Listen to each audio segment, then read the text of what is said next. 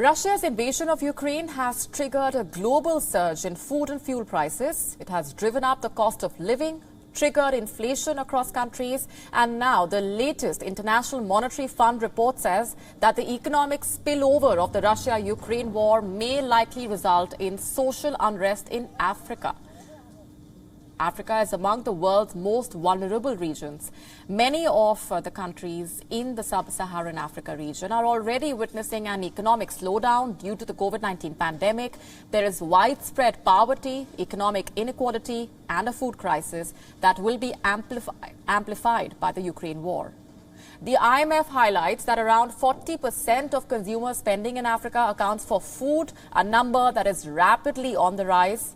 The region imports around 85% of its wheat supplies for many countries, in fact, in the continent, near 40% of the calorie intake coming from these imports.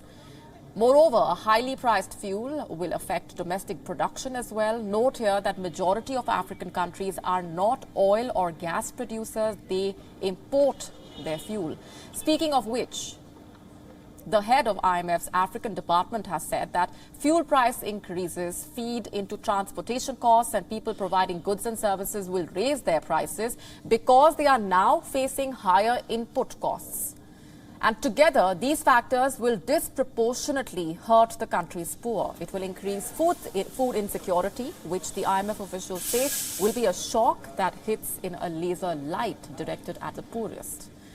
Now, this is not the first time, of course, that Africa is looking at food riots. Similar food riots broke out in the continent in 2008, when the last major food crisis erupted. But back then, Africa had many more governments. Their finances were comparatively better for the countries to absorb the shock of the rising prices. This time around, the public debt is far greater in many parts, which would give a room for maneuver, and that is now a lot more diminished. The International Monetary Fund has now called for global support to help Africa persevere through the crisis.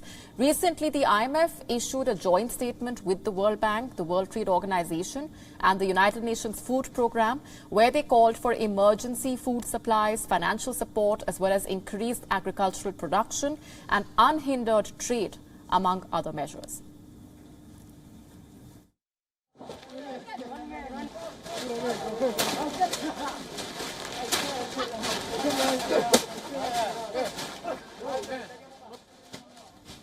WION now available in your country. Download the app now. Get all the news on the move.